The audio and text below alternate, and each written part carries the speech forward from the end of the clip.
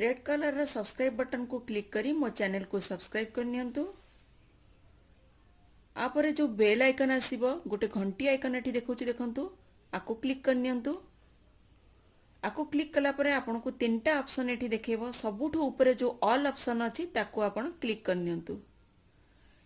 एमती करबा द्वारा मु जेतेबेले वीडियो अपलोड करबी आपण पाखरे नोटिफिकेशन पहुंची जिवो। प्लीज मो चैनल को सब्सक्राइब कर नियंतु। हेलो फ्रेंड्स, सस्मिता महांती ओडिया रोसई चैनल में आपण मानको बहुत बहुत स्वागत। आज मु कप केक तैयारी करी आपण मानको देखेबी जोथरे मु मैदा आउ चीनी रो यूज करिनी आउ माइक्रोवेव रे भी यूज करिनी। आको आमे तैयारी करिबा अटा गुड़ रे आउ कड़ाई रे तैयारी करिबा। चलंतु वर्तमान तैयारी करिबा स्टार्ट करिबा। प्रथमे गोटे कड़ाई रे आमे लूण नेबा आ ता ऊपर गोटे जाली रो स्टैंड रखिबी। मु आको आगुरो यूज करथिली लूण, सेति पई टिके कलर चेंज लागुची। वर्तमान आको मु कवर कर देबी आउ प्रीहीट होबा पई रखि देबी। जेपले प्रीहीट हला परे आमे चलंतु मुठी नेची गोटे कप अटा जोथरे आपण रुटी तैयार करंती ग्राम रे ये 160 ग्राम।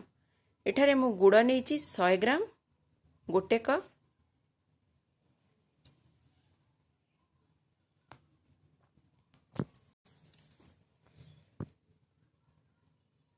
गुड़ बदले आपण चीनी भी यूज करि परिबे, किंतु गुड़ रे तैयारी कले एटा बहुत हेल्दी रहिबो आपणक पई, कारण एथरे आमे मैदा आउ चीनी रे यूज करूनु। एठी मु 100 ml मिल्क नेची, क्षीर नेची 100 ml, रिफाइंड ऑयल नबा 4 table spoon,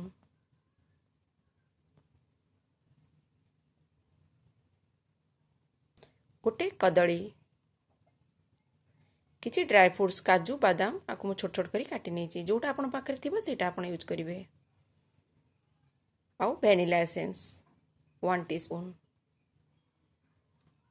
baking soda 1/4 teaspoon, baking powder 1/2 teaspoon,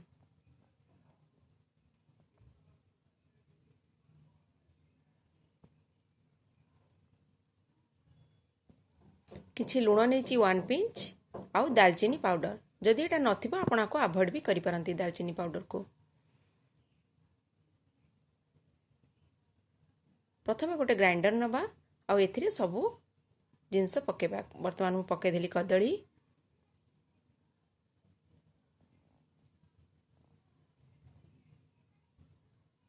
क्षीर,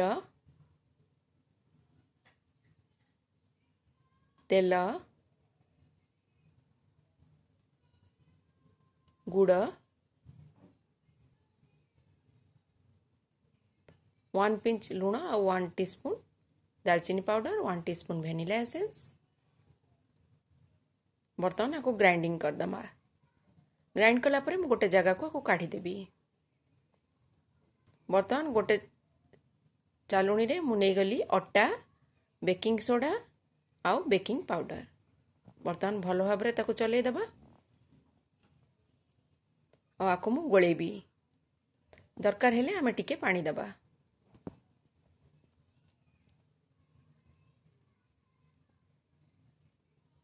बर्तमान इथरे मु टिके पानी दउची।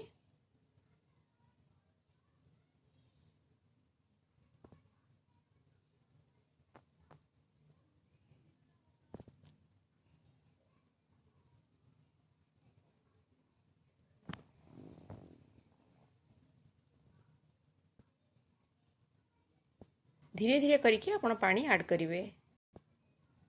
वर्तमान एथरे किछि ड्राई फ्रूट्स पके देली आको भलो भाबरे गुळै देली। वर्तमान आको गोटे जगह रे काढी नबा। मु एठी मफिन्स नेची। आपण चाहिले जदि कोनोसी स्टील रो गिना थिबो ता धरे टिके तेल लगे देबे आ टिके मैदा डस्टिंग कर देबे आ ता धरे भी तैयारी करि परिबे। एंती एटा कंपलसरी नाही जे एटा कप केक बने तैयारी करिया पे एटा दरकार।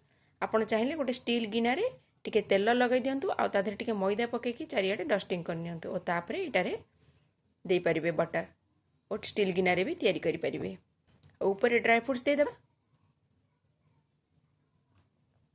बर्तन को बेक करिबा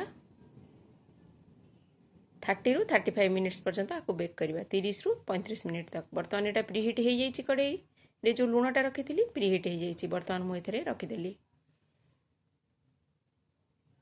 आको कवर कर देबी आ गैस रो फ्लेम को लो कर देबी। 35 मिनिट्स पर आम या चेक करवा। बर्तमान 35 मिनिट्स हो गलानी। बर्तमान चेक करवा।